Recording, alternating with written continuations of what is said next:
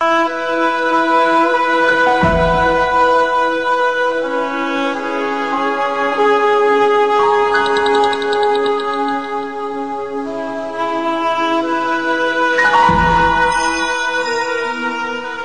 you're a housewife, or a successful businessman, or an up-and-coming star in your chosen career. What does it matter to you whether the Bible is what it claims to be? Well, Jesus Christ once asked a similar question that is very closely related. What does a man profit if he gains the whole world and yet loses his soul? In other words, take some time out from the rat race you're running. Slow down a little bit and think about it. Is it worth throwing away all of eternity for 70 or 80 years of doing whatever you want? Let me illustrate the point by giving you a little perspective. Mark Cuban, the founder of Broadcast.com, is now an extremely wealthy man, self-made. He achieved what many wish they could, a billionaire with the freedom to do basically whatever he wants, and to buy whatever he wants. Like a multi-million-dollar mansion in Dallas, Texas, and a $41 million plane, a Gulfstream 5 he bought off the internet, the largest online purchase in history. He also bought the Dallas Mavericks basketball team for $280 million. This is what he had to say about his life in an interview with ABC News 2020. In some ways, do you feel he who dies with the most toys wins? He who dies with the life they wanted wins. That's all. Have I made myself and people around me happy along the way?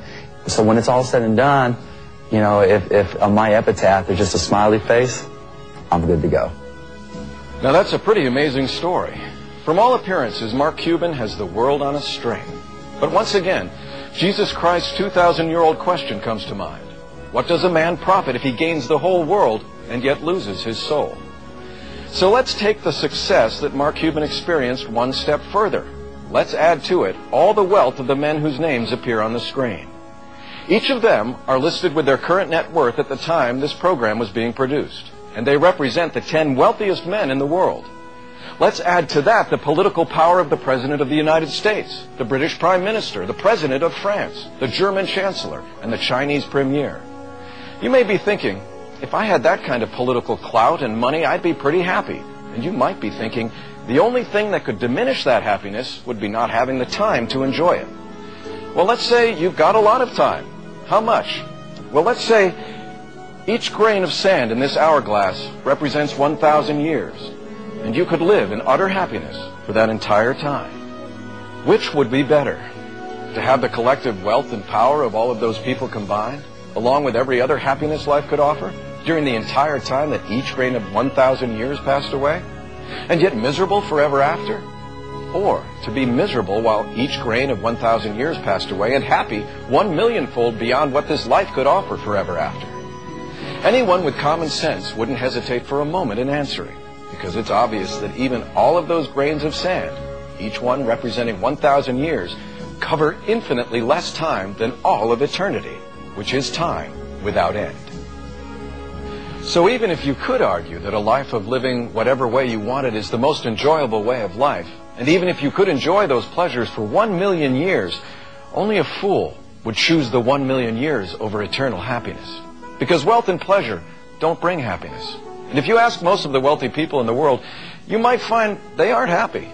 They may tell you their money and pleasures bring them happiness, but deep down inside, when they're alone, they may find that they're miserable and searching for the real meaning to life. Because material wealth doesn't bring happiness and deep lasting peace. Unlimited pleasures don't bring happiness either, because man was designed to need God. Searching for happiness in the physical world won't fill that need you were created with. Only God can fill that need.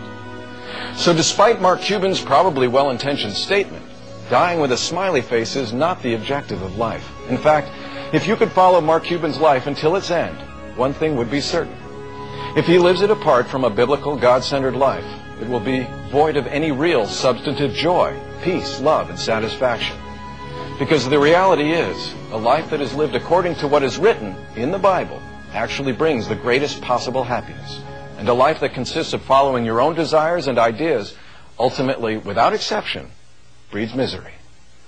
Added to that, no one is guaranteed even one day, much less 1,000,000 years. So who would cast away his eternal soul for this short and uncertain life, even if he could gain the whole world, which which no one ever has. Does it matter what the Bible is and what the Bible says? I think even that brief illustration proves the point. If eternity is at stake, and it is, then the answer is an unqualified, infinite yes. Yes, it does matter. In fact, it more than matters. It's everything. If the Bible is what it claims to be, a book that God Himself has authored to reveal Himself to the people He has created, then the quality of our life now and for all eternity depends on what is written in that book. What's more, heaven and hell weigh in the balance. Life eternal, either unlimited paradise or unlimited pain.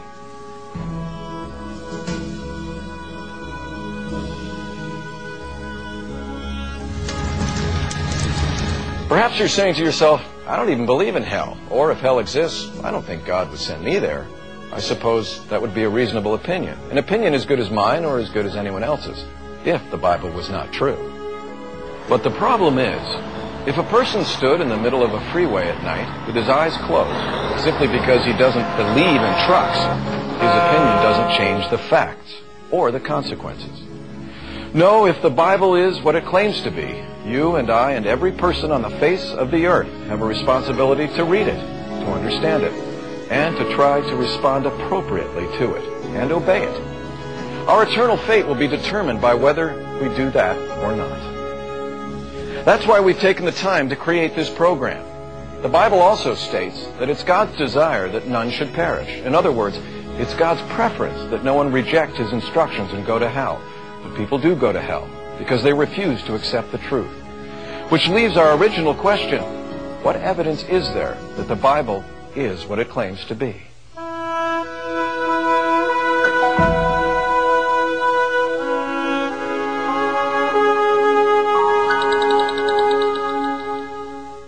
While there are countless ways that the Bible proves its authenticity, it's beyond the scope of this program to do that. Our goal is to simply cause you to realize that you have to check the facts for yourself and to help you to see that the cynics and critics of the Bible are wrong. That the very people who have attacked the Bible as a book of myths, not fact, are grossly in error.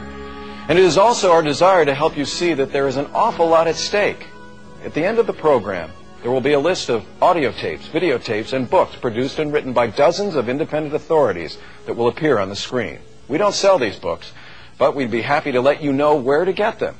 Then any honest person who has a sincere interest in knowing the truth will have access to more than enough rock-solid, incontrovertible evidence which confirms that the Bible is the only book in the world that can live up to its claim to have been inspired by God.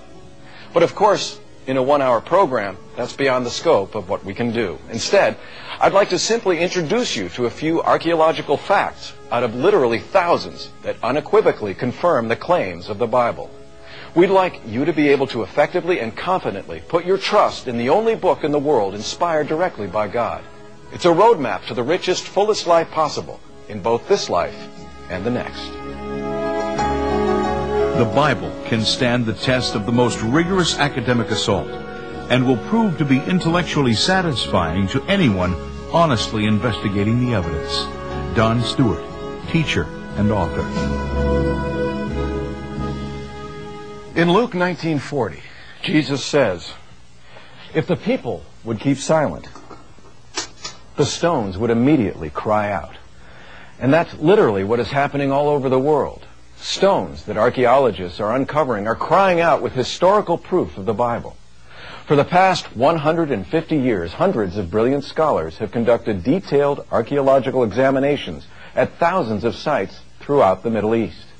Their results over and over again have proven that the Bible is reliable and accurate in every single area where its statements could be tested.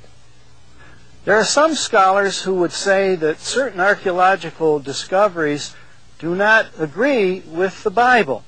But when we do an in-depth analysis of the archaeology for those places and for those so-called problems, we find that the problem is not with the Bible, it's rather with the archaeology. And so we need to do a more in-depth study of the archaeology. When that research is done, the archaeology always agrees with the Bible. Archaeology can help us with historical events to demonstrate that, yes, these events happened as described in the Bible, but that's as far as archaeology can go. The Bible, of course, is a religious book with a religious message.